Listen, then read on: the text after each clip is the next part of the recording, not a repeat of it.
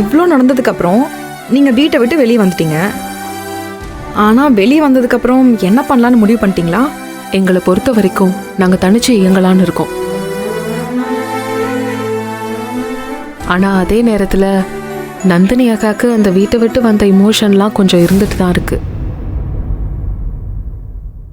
அவங்களால அதை விட்டு வெளியே வரவே முடியல. குழந்தைங்களை நினைச்சு வருத்தப்படுறாங்க.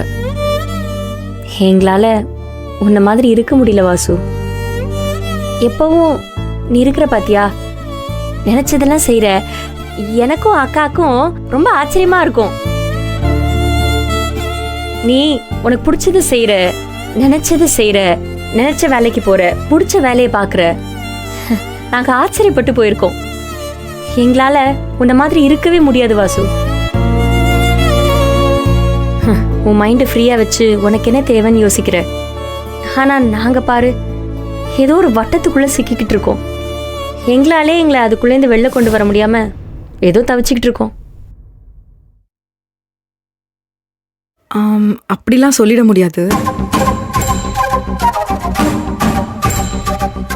என்ன வாசு, வழக்கமா நீ இதெல்லாம் கரெக்டுன்னு தானே பேசுவ, இப்போ என்னாச்சு? இல்லை ஜான், அப்படிலாம் இல்லை. முன்னாடிலாம் உனக்கு ஞாபகம் இருக்கா? உங்கள் அப்பாவோட கண்டிப்புக்கெல்லாம் நீ ரொம்ப பேலன்ஸ்டாக போவ. படிப்பில் ஆரம்பித்து கல்யாணம் வரைக்கும் அவர் என்ன சொன்னாரோ அப்படியே கேட்ட. அப்புறம் உனக்கு என்ன சரின்னு தோணுதோ அதே பேசினேன். ஜான் இப்படி பேலன்ஸ்டாக போகிறதையே தப்புன்னு பேசினேன் நான். நந்தினி, ரேணுகா, ஈஸ்வரி இவங்கெல்லாம் வாழ்கிற வாழ்க்கையே தப்புன்னு நினச்சிட்டு இருந்தேன் நான். ஆனால் என்னை பொறுத்த வரைக்கும் உங்களை மாதிரி இல்லைனாலும் சம்டைம் சில உறவுகள்லாம் தேவைப்படுது.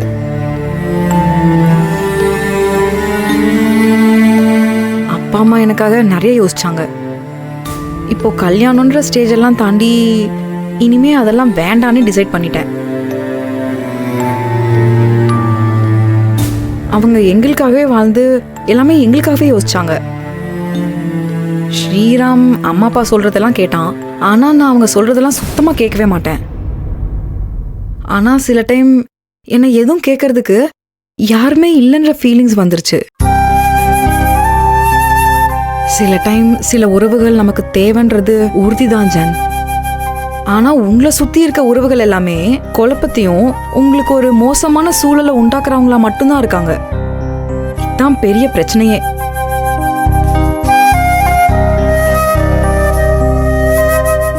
ஆக்சுவலி நான் இப்போலாம் அம்மா அப்பாவை ரொம்பவே மிஸ் பண்ணுறேன். உன்னையும் மிஸ் பண்ணுவேன் ஜான். அதெல்லாம் இப்போதான் தோணுது. நான் லைஃப்பை மெச்சூர்டாக பார்க்குறேன்னா எனக்கு அந்த வயசில் இருந்த பார்வை வேறையா இல்லை இப்போ எனக்கு இருக்க பார்வை மாறிடுச்சான்னு எனக்கே புரியல. பட் இப்போ நீங்கள் உங்கள் ஸ்டாண்டில் கிளியராக இருங்க.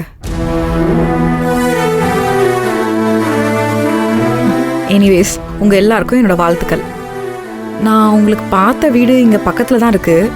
அந்த ஹவுஸ் ஓனர் ரொம்ப நல்ல டைப். ஆல்ரெடி நாங்கள் எல்லா பொருளையும் வாங்கி வச்சிட்டோம். மதுரை சரௌண்டிங்ஸில் தான் அந்த டாக்குமெண்ட்ரி ஷூட் பண்ணுறோம். அதுக்காக வாடகைக்கு பிடிச்ச இடம் தான் அது. ஸோ நாளைக்கு காலையில் நம்ம எல்லாரும் அங்கே போயிடலாம். தேங்க்யூ வாசு. பாய் ஜான், டேக் கேர்.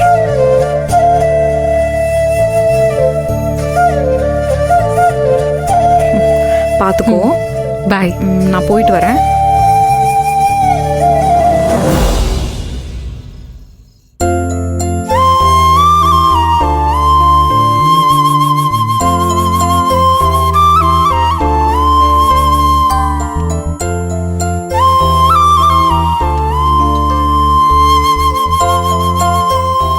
அம்மா, என்னை அறியாமல ரொம்ப நேரம் உறங்கிட்டம்மா.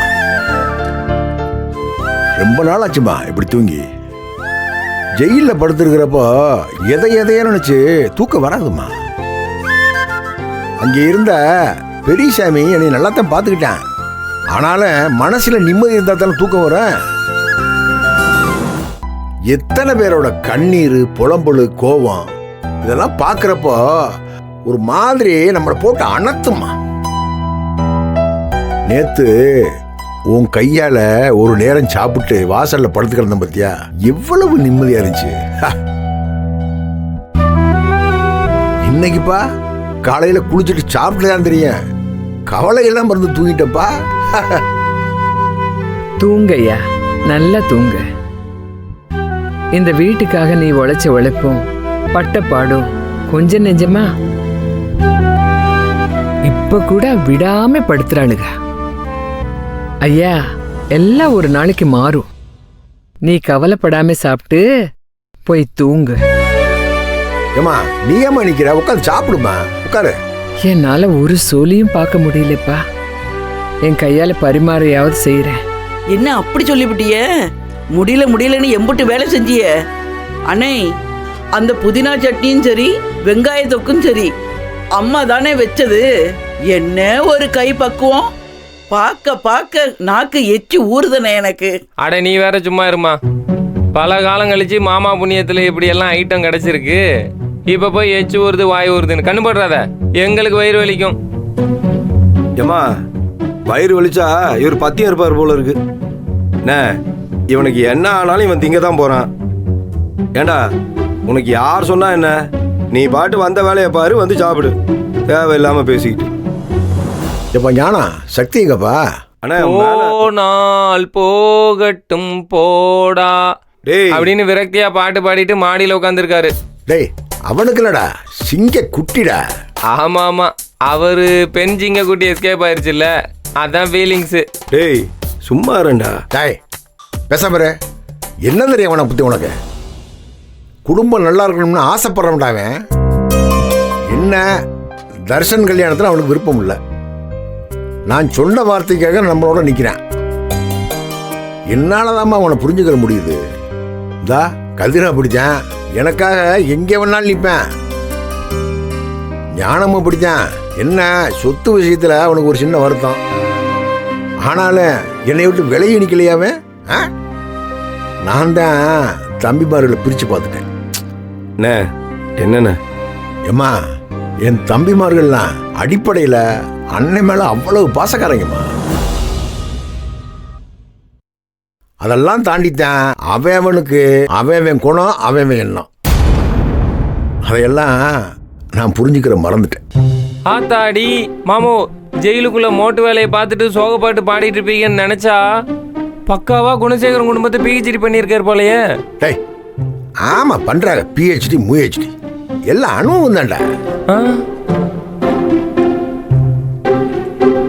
ஏமா சக்தியை கூப்பிடுமா.